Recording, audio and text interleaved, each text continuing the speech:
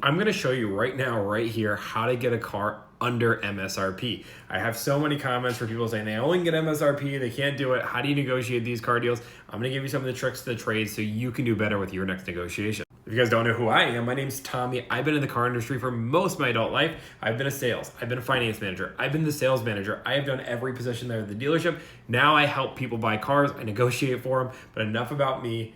Let's talk about how to get MSRP. And I'm going to put a huge caveat here. If you are still paying added markup in 2023 in October, you should take a step back. You should not have to pay added markup. I can't think of a vehicle right now that I've had to pay added markup on at any dealership. Almost every vehicle you can get to MSRP. Sometimes you have to be a little bit more creative, but paying added markup in 2023 is a scam, not worth it. You should not be paying it. If you are, you need to watch this video. Now, the first thing I tell people to do is to shop around. This is one of the most exhaustive parts of my job and why I go into such research. But we're going to talk about not only looking at your local dealerships, not even looking at your dealerships in a 50-mile radius. I want you to look even bigger. Go to the big cities within a 500-mile radius. I even go as far as a 2,000-mile radius sometimes, depending on the car. I'll go nationwide depending on the car. And I will find a dealership that will do that car at MSRP. You might say, Tommy, that's silly. I'm not going to fly. I live in New York. I'm not going to fly to California to get a car. But shipping a car is not that expensive. You can get shipping from $800 to $1,200. And if it makes, instead of paying $5,000 of added markup or getting $2,000 or $3,000 off the car, and it's $1,000 to ship, it might be worth it to ship. So it's something to consider. I tell my guests to always leave the idea of shipping their car as an option, as it can save you thousands if you find the right dealership and the right deal. Secondly is negotiate over the phone.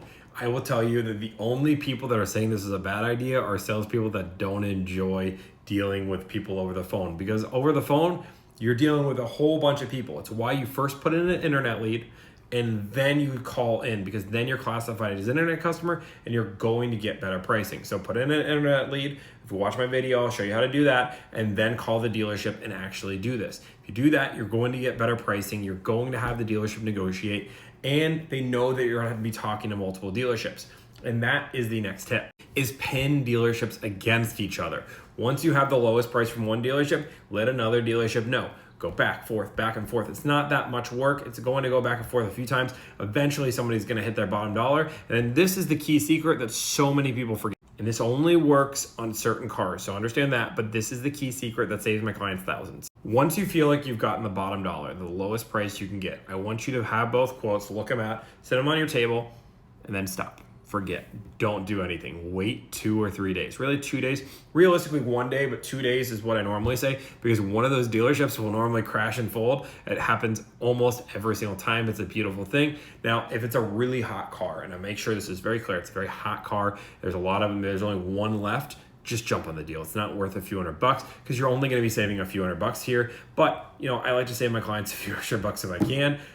Sometimes I'll call them out on it too and say, hey, we both know you guys have another $500 on this deal. Let's be real. I can wait a day and have you guys come out to it, but why don't we just agree right now? Another way to get below MSRP, and this is if you can get a good deal on your trade, is trade. Dealerships are more than willing to lose money on one car in order to know that they have the potential to make money later. Now, again, that doesn't mean lose money on your trade. Do the research to find what makes the most sense for your dollar for your trade. But if it can be a reasonable dollar for your trade and all the math adds up, trading your car will make a dealership more likely to lose money than to gain it, because they need trades, they need inventory. So understand that. Always give the dealership the option to buy your car. They might not always be able to match CarMax's offer, but it's still worth it for them to try, because it could get you below MSRP. And that's going to be one of the big caveats that I talk about. When we're talking about a car deal, I have a lot of people say, well, I got really good here, or really good there. We're talking about a car deal. You have to take everything into consideration before you take a deal.